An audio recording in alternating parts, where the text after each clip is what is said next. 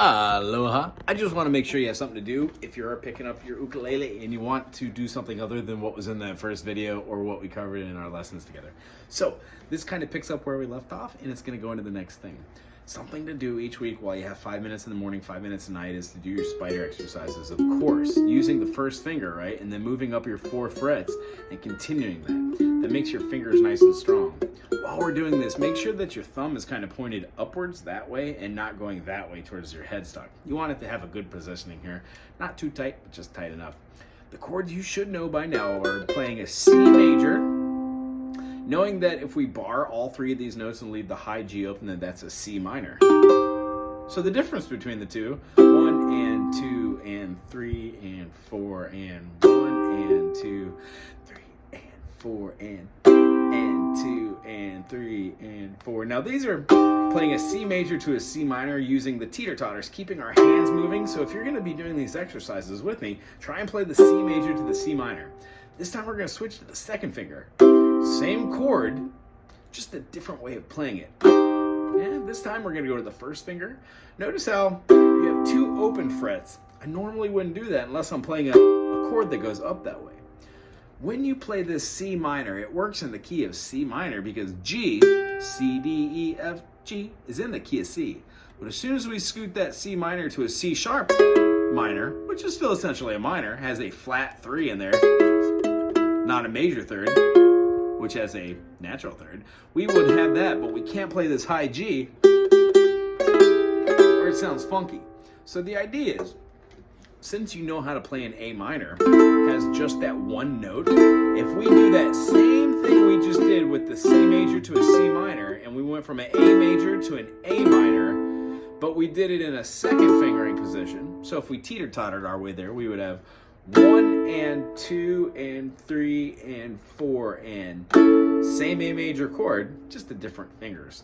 So when we put this fingering down and we have our A minor here for the minor version, not the major with the C sharp leaves for the A minor, A, C, E, which has that flattened third, we can see how playing it with the third finger, second finger, first finger will help us take this A minor and scoot it up, oh my goodness, to the 5th fret, and then make that same 3-note bar, and then what you did have as an A minor turns into an A minor, B flat minor, B minor, and C minor, which solves that issue of scooting it up and getting the weird note with the open by being able to put our finger down there to complete a chord, thusly making a perfect little minor chord. You can do that with every other chord. So C major to C minor scoots up to a C sharp major to a C sharp minor.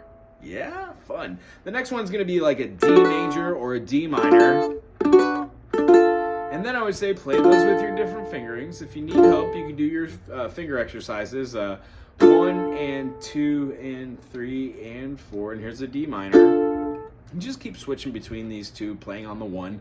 And keeping the right hand going until it feels like it's pretty secure and you've got that chord down pat. And then we're going to be moving that up. So if you have that D minor and you know that if you go sharp and bar, if it goes a D sharp and then an E minor, you quite literally can build that all the way up the fretboard, which is exactly the same thing as moving the C all the way up.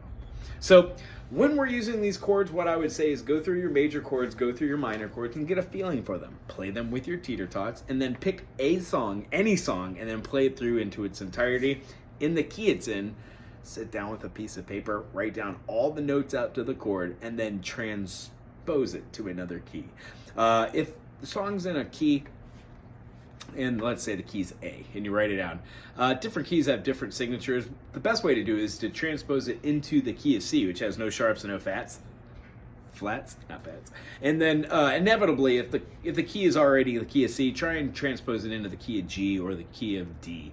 Those all have chords which are pretty much movements of what we've kind of learned together. So if we know how to make an F major, and we know the purpose of an F sharp is to scoot this up, but we can't have the 2 open notes, just like I explained with the C minor having the open G, then we can take this F major, turn it into an F major with different fingerings, right? And then scoot that up and bar, giving an F sharp.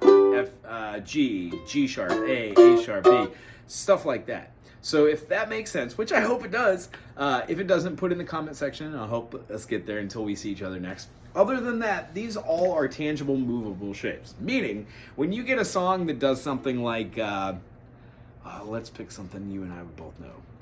You did the Death Cab for Cutie song, but I don't know if I could pull it off the top of my head right out of this. How about just like a progression in the key of A major? We would have an A, then we would have a D,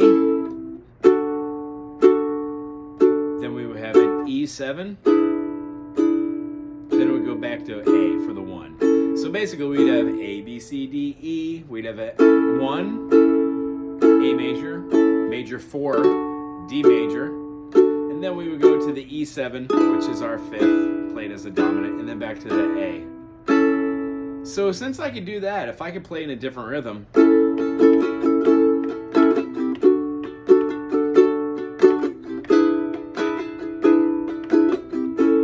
I know that's a 1-4-1-5 groove. So if I could do that in A, I could do that in C.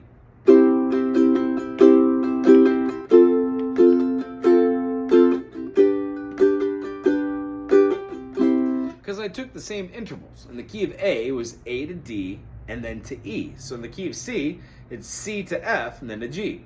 If I was in the key of D, it would be D, E, F, G, D to G, and then A.